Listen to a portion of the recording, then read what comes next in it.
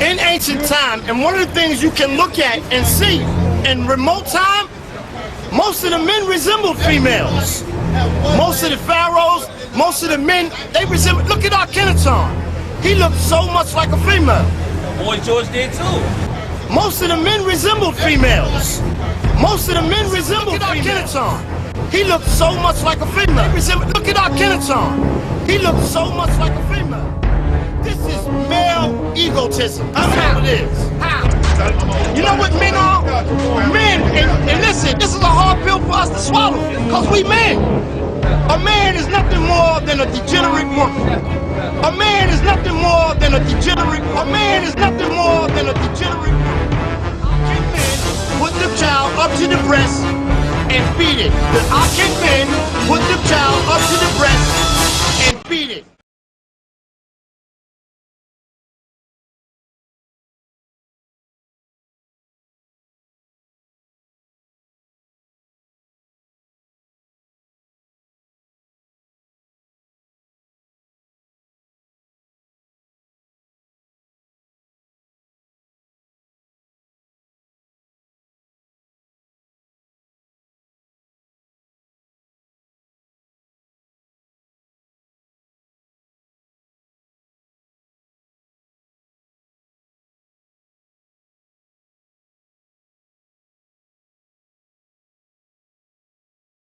I'll start with, why did you change your philosophy? Why did you go out on a limb and say gays are accepted in heaven, something that the black church disagrees with? Well, not only the black church, the church disagrees with it. And my gay friends, and I have several over the years, were some of the most sensitive, loving, creative, ingenious, generous people. Some are members of my family. I got tired of sending them to hell. It was the hell issue. They're going through it now, but these brilliant human beings spending eternity in a customized torture chamber, you know, it messed with my theology and my heart.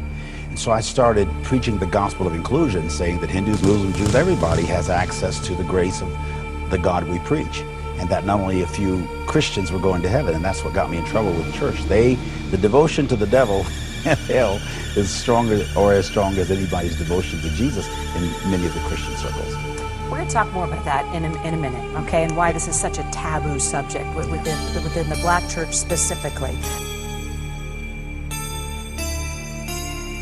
It's such a taboo subject within the black church specifically. Taboo subject within the black church specifically. Such a taboo subject within the black church specifically.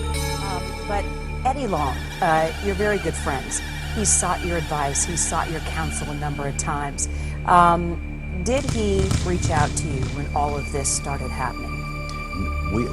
I reached out to him. A couple of years ago, he embraced me. When he knew that I had been sort of castigated from the church, he walked up to me in Vegas at the Trumpet Awards and just embraced me and said, "Bishop, we didn't do you right."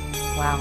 Now, that was a very powerful expression from him, because no one else had said it that way. Interesting for someone who's been very vocal about homosexuality and that it's not accepted, and he's against gay marriage. So he came to you and said, "We didn't do you right."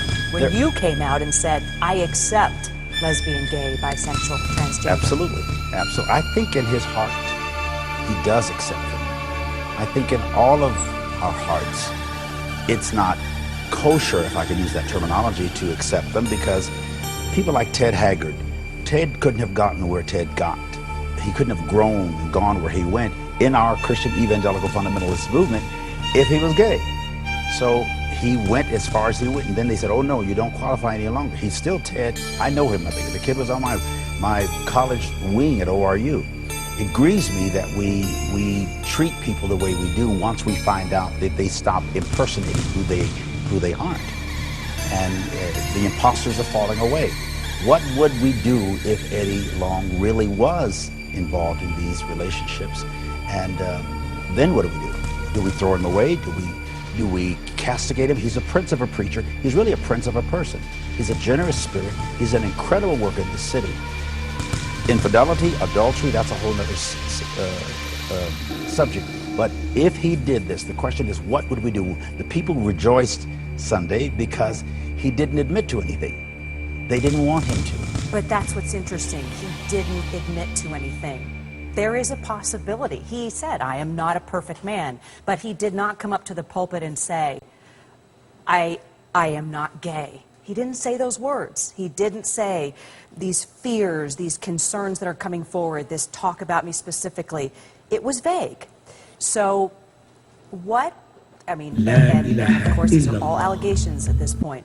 What if he does come forward, Bishop, and say, I told you I wasn't a perfect man, and I've been struggling with this issue, and he does say that he's gay. What if this story changes?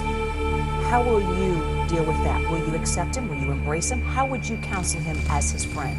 Well, I would put my arms around him like he did me and say, we will do you right. The scripture says if a brother or person is overtaken or taken over by a fault, some translations say sin, you who are spiritual, not you who are critical, or you who are religious, restore. The word katartizo in Greek means to repair, to adjust. If that's his case, and he's been saying otherwise, and he's dealing with inner issues, usually the people that speak the most vociferously against something are dealing with it in their own life. The one that's railing against drugs or drinking or sex or whatever, they're dealing, and it's not the issue of homosexuality, it's the issue of human sexuality. How do we deal with our sexual side, our sensual side, our spiritual side? Because they interplay, they interact. So it's wrong for, I'm not for Christian cannibalism, eating our dead or dying, destroying them the way we do so many people. He should have been able to, in fact, before this got into the media and even to the courts, I wish the young men would have come to some of the apostles around the bishop and confronted the bishop and said, let's deal with this. And then if he didn't take it out to the courts, I wish we could gather around, and we will. If we find out that these allegations are true, those who really love the church and love the bishop will gather around him apostolically to embrace him and to let him talk to us. Who could he have spoken to if that was really his issue? What could he have said? Can men put the child up to the breast and feed it? Most of the men resemble females. I'm saying to you that we are here today to address the black agenda, an agenda that deals with the needs and suffering of our people.